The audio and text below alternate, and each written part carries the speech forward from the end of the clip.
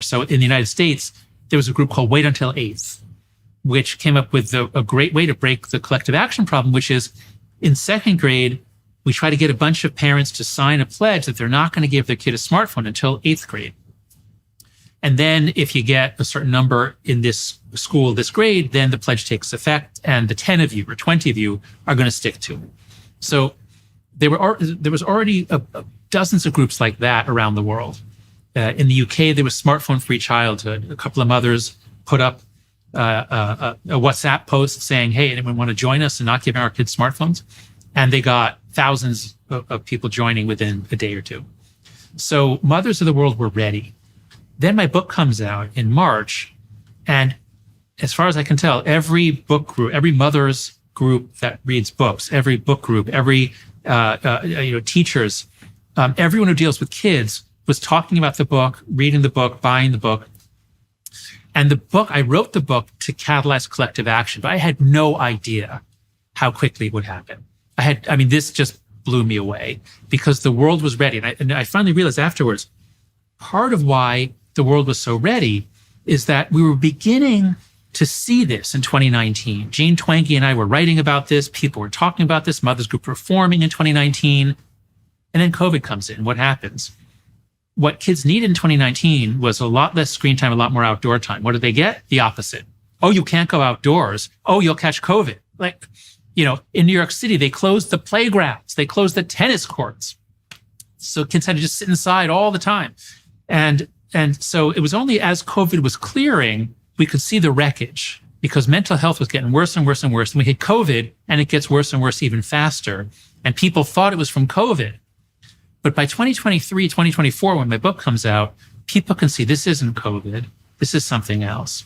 And so when the book came out, it was like, boom, all over the Western world, mothers got active. And so if we look at the four norms, you can just go through them. You can see the action that was taken. The first norm that I proposed to solve the collective action problem, no smartphone before high school, really 9th grade, not 8th. And so groups like Wait Until 8th and Smartphone Free Childhood, they explode. Now there's so much publicity. Their memberships increase. There's a group called MAMA, Mothers Against Media Addiction. So groups of mothers are really organizing to try to stop giving 8, 9, 10-year-olds iPhones and iPads. So that's the first norm. Second norm is no social media till 16. And there, a couple of states, Florida passed a law, raised the age to 16. Oh, that's being held up in court. Australia, a year ago, passed a law which takes place, it'll activate this November, raising the age to 16 and requiring the companies to enforce it. A bunch of countries are thinking of following suit.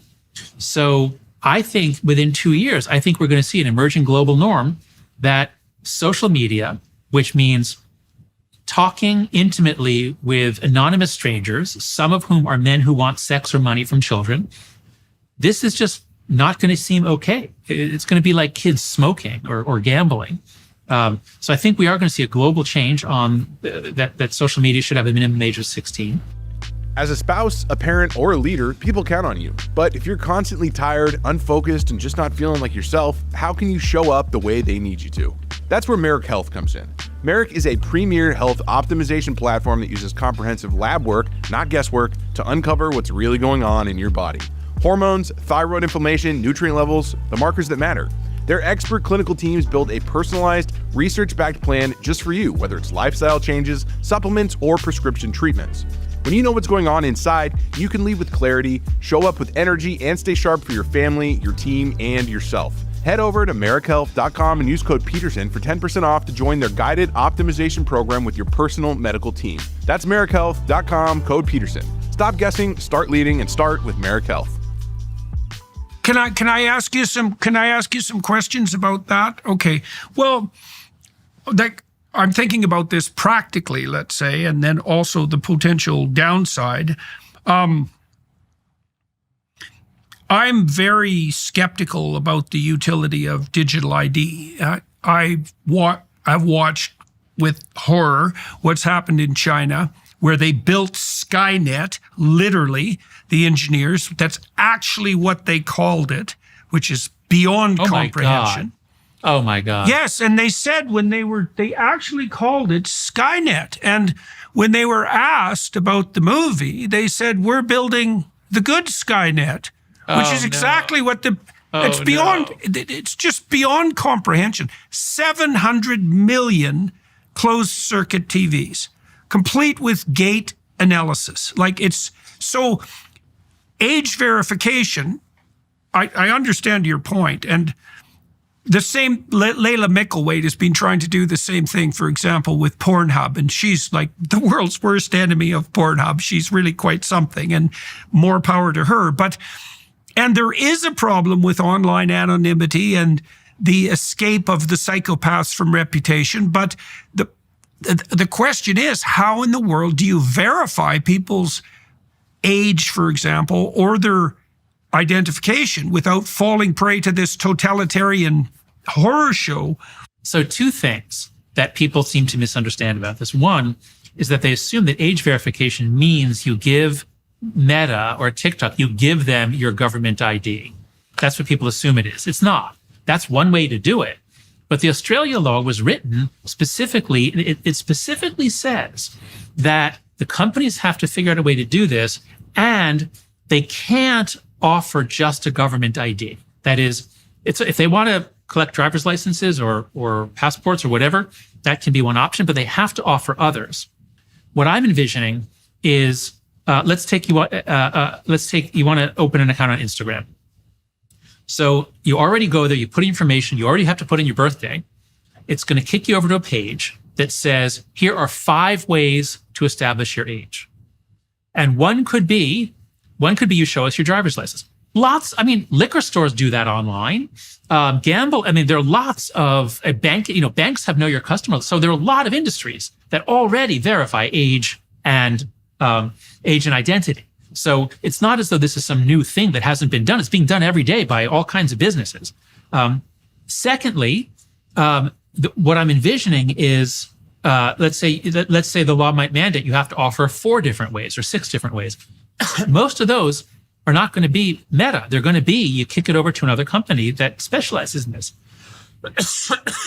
So for example, in the United States, I have Clear. Clear is a private company that does identity verification so I can speed through airports. Clear knows me, they know my age.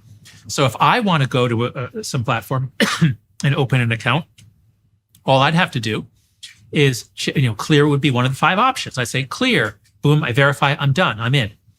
And as long as Clear doesn't store the company that made the request, so even if Clear were hacked, they wouldn't know who made the request. And the company that made the request just basically it's just yes or no. Like, is this person above our age or not? They don't actually know anything about you, just yes or no. So there are already dozens and dozens of companies that do age verification. For even 7 years ago or 5 years ago when I started looking at this, there was the Age Verification Providers Association. They have a trade group. There are so many of them. This is one of the problems the blockchain was supposed to solve. There are all kinds of ways to establish facts about you that don't hand over personal information. So I share your fear about Skynet, but the technology is such that there are dozens of ways to solve this problem.